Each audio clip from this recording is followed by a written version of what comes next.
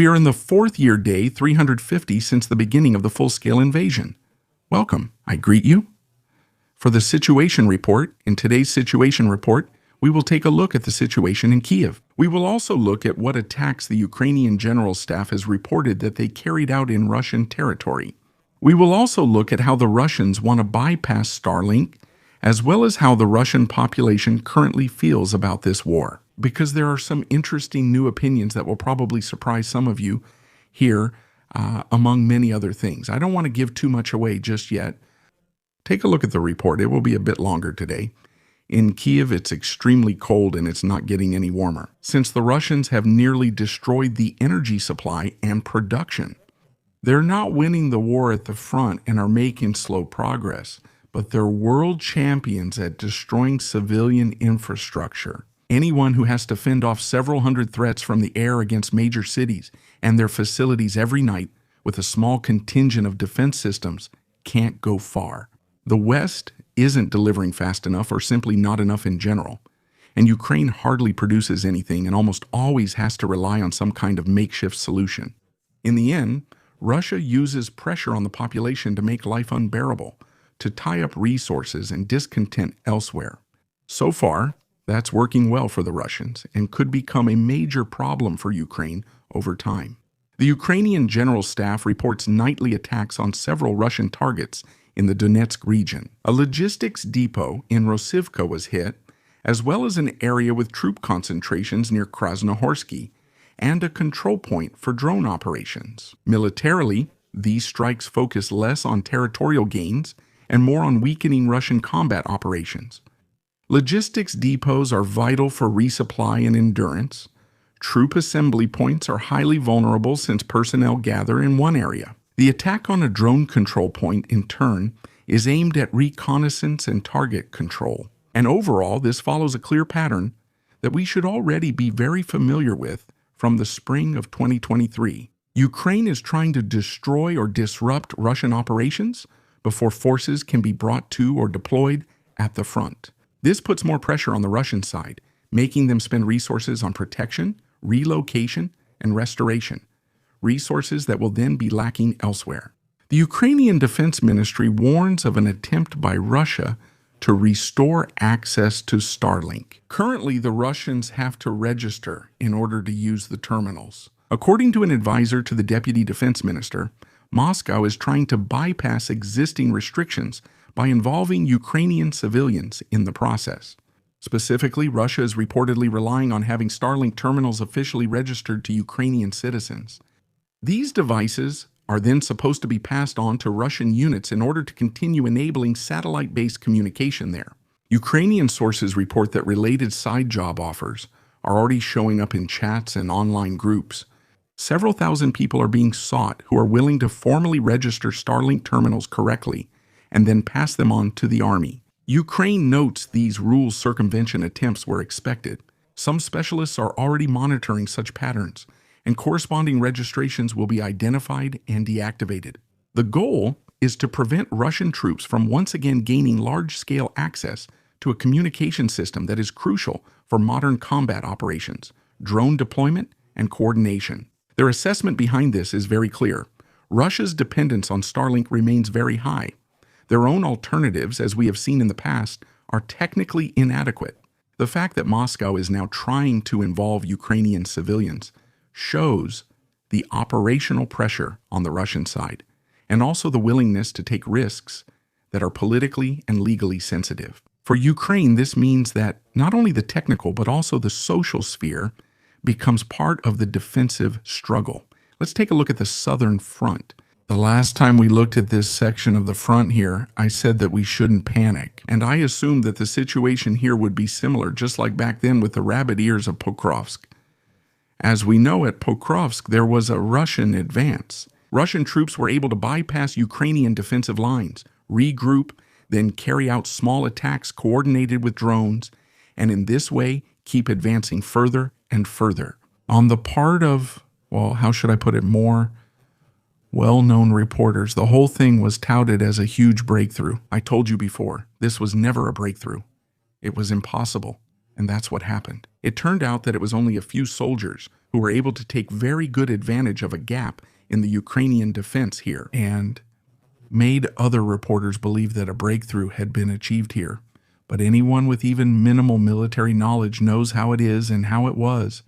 And it's similar here as well. And we even received confirmation of all this earlier than we did back then at Pokrovsk, because there is already a change here. The Ukrainian 33rd Brigade reports a territorial gain. According to this, the villages of Prydorozhny and the neighboring Ternivate have been cleared of Russian forces. Both villages are located to the west of the current contact line in this section of the front.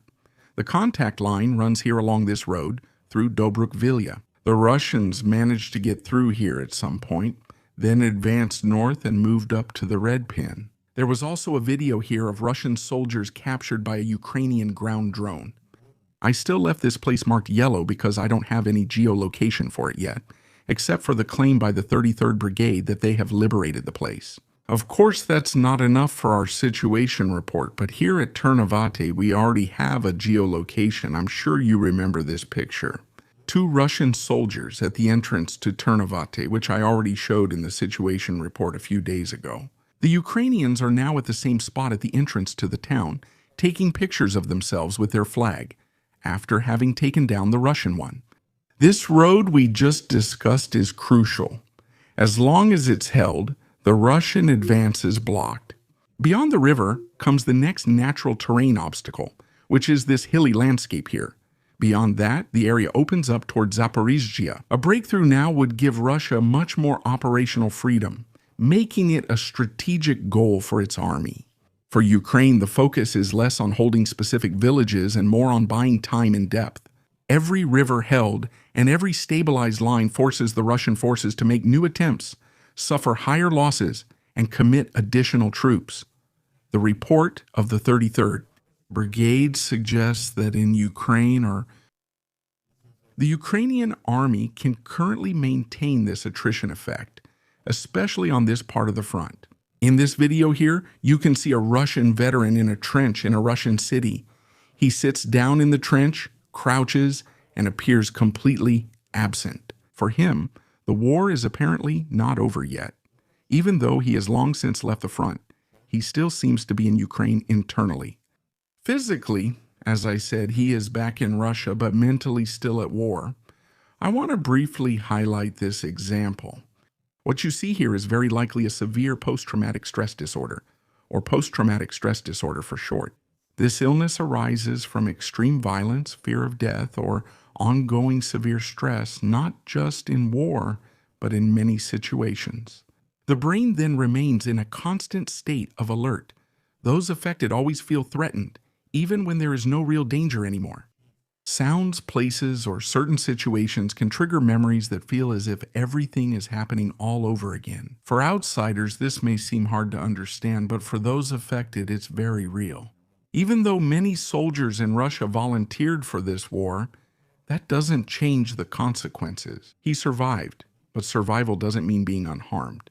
The cost can be a life of fear, lost control, and inner turmoil, which of course will be a big problem for all the other returnees in Russia as well.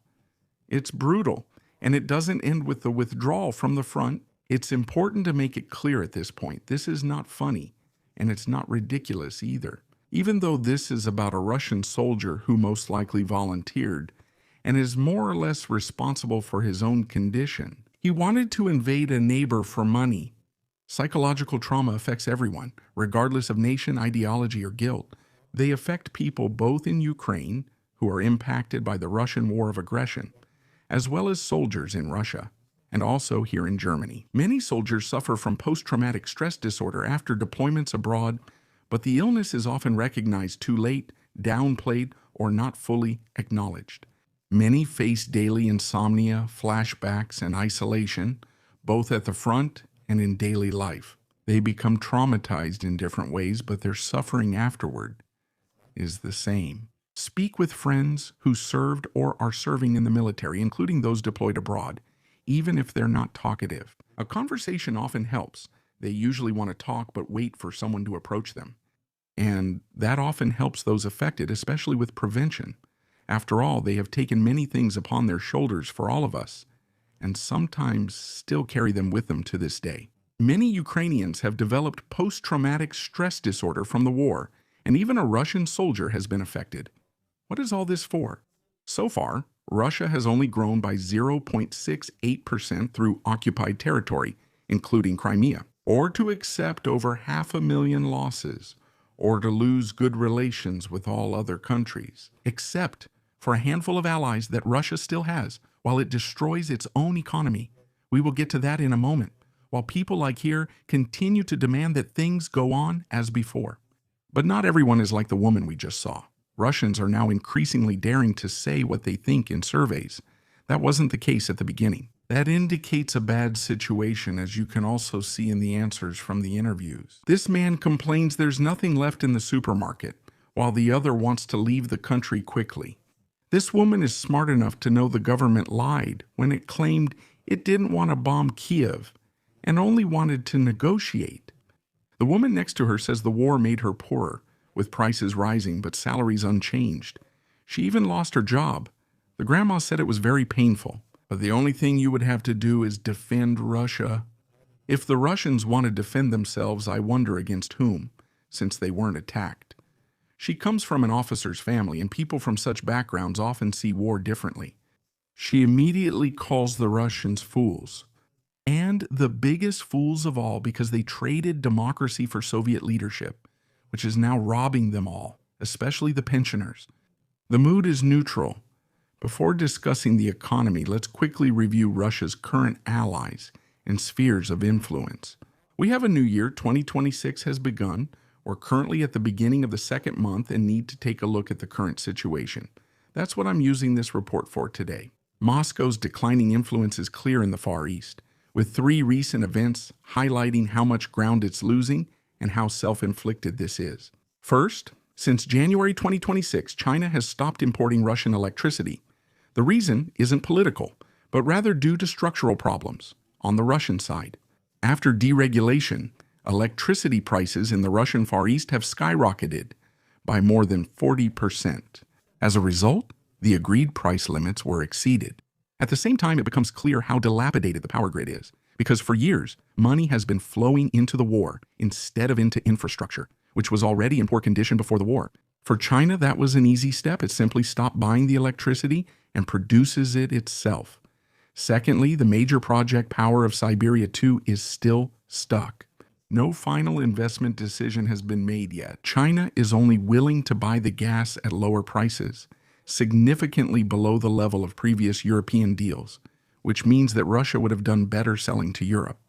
At the same time, Mongolia has even removed the pipeline from its current development plan. This makes transit more difficult and, of course, indicates increased uncertainty. Russia lacks leverage and waits as Beijing dictates. Gazprom's severe economic troubles are especially clear. The company has already built a pipeline section several hundred kilometers long in Siberia, even though the overall project hasn't even been secured. That's less strategic foresight and more a sign of weakness. Gazprom still has unused Yamal gas not wanted in Europe. The European market is vanishing permanently and will soon be gone. Meanwhile, gas prices in Europe have already returned to pre-war levels. Russia lost a key customer and hasn't found a replacement. Taken together, this shows the failure of the so-called pivot to the east, which many people preached to us at the beginning of the war. This constant whining, Russia doesn't depend on Europe and will destroy us all. Whine, whine, whine. Russia and China are best friends who always support each other, in good times and in bad. Yes, we've heard that many times, but nothing has happened. Russia hasn't shifted to Asia as an equal, but has become dependent, and of course it's harming itself as well. China is taking full advantage of this situation. I've said that from the very beginning. I told them China would use Russia and always act in its own interest. And China will only do what benefits itself, and that certainly doesn't mean helping Russia out on the basis of friendship. We're seeing exactly that here. Conditions are worse than before in Europe, prices are lower, and political dependence is much greater. Moscow has little choice and must make concessions as Russia's economic and political options keep shrinking. The war has not only alienated the West, but has also pushed Russia into a position where it has to offer its resources on Chinese terms.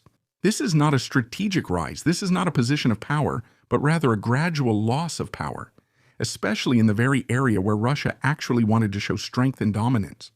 We're still more or less at the beginning of the year, and lately I've often reported on the economy since a war depends primarily and almost exclusively on one's own economy.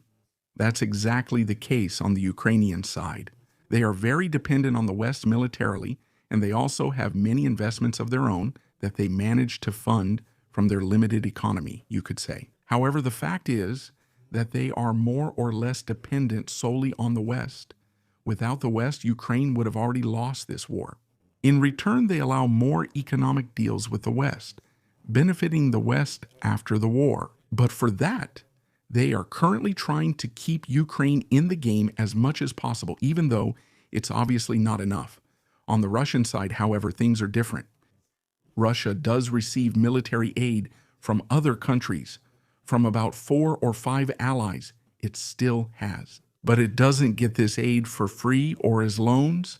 It must pay for it up front, and the money must be earned first. That's why it's vital for Russia to maintain a strong, stable economy to support the war, which is extremely costly. Just think about it. A single missile costs several million euros, and Russia fires several of them at Ukraine every day. Many of them are shot down, others hit nothing. And the hits are still only a small percentage, about 20%. I don't want to downplay the Russian missile attacks by saying this. Quite the opposite. I want to show you just how expensive each night is, and that's just the missiles. Then there's the ammunition on top of that. Sure, the soldiers' salaries are often not paid, but that doesn't apply to everyone. Otherwise, a minor revolt would have happened already. Corruption is still thriving, and there are also many other money burners that are still tied up in this war. Whether it's officials in Russia, whether it's a logistics worker in Russia, whether it's a soldier at the front, or some drone manufacturer selling to the Russian army, they all cost money, and the state needs it most. It's no coincidence that Russia now puts almost half of its budget into the military, but the boost generated by the war budget in recent years is no longer sustainable. The fundamental problem is that there's no longer enough money for everyone, and the state is setting clear priorities. Of course, the war comes first. There's barely any growth left, and even cautious forecasts now expect only minimal economic growth. What's crucial here is that whatever is still growing depends almost entirely on government contracts. And above all, who would have thought on military contracts? Areas for sustainable growth play little to no role. The fact that even this war economy can no longer boost the overall economy shows just how limited the financial leeway has become. And, in the first years, Europe really counted on the Russian economy collapsing. But what we saw overall was that the economy actually grew, even though it was at war. But the reason for that was that the war economy exploded and the Russian state invested a lot of money into it. And this economic growth in the war economy increased the overall growth and simply covered up the deficit from other economic sectors. But now, stagnation has set in. The situation is most evident in the state budget. Expenditures continue to rise while revenues can't keep up. The main reason for this is the decline in corporate profit tax. This tax is especially important for the regions, because when corporate profits fall, the regions directly lose revenue. Over half of all regions now have deficits, even though the Kremlin recently raised taxes. And that's crucial. Higher taxes no longer make up for the budget gaps. Some of our politicians here could take a look at that too. To finance ongoing expenses, the Ministry of Finance is increasingly tapping into the National Wealth Fund. Assets are being sold to free up money. At the same time, there's a discussion about it. However, a warning signal is planned. The fund has so far been an important tool to support the economy or infrastructure. If even this lever is lost, then government investment activity will also decline. Meanwhile, a difficult political decision is emerging. Companies outside the defense industry are hardly receiving any support. Even large firms are having their aid applications rejected. So the message is clear. There is no more free money. Anyone who is not directly needed for the war falls through the cracks. So defense firms, telecom services, and florists are profiting from the war. Other medium-sized or large companies that have no impact on this war are the big losers. They then generate lower figures, but also pay less tax and therefore no longer finance the war, 100%. So the leadership is choosing between economic stability and war financing. And as you can see, they are choosing war. It's a phase of stagnation. They are consciously accepting it. There is a certain background to this as well. The Russians assume, or at least the Kremlin assumes, that they will win soon, maybe even tomorrow, so if they damage the Russian economy for another year. They hope that after a quick end to the war, everything will improve again, and there would be less damage than if the war were to continue for several more years. This only threatens the system if energy export revenues permanently collapse, as that's Russia's main income source. As long as the money keeps coming, the military priority will stay. Thanks to all subscribers, channel members, and the Algo crew. Thanks to Oberstloiter, Renica, Robert, Zilia, Dietrich, Freddie, and Meyerhofer. Subscribe, like, comment, and see you in the next report.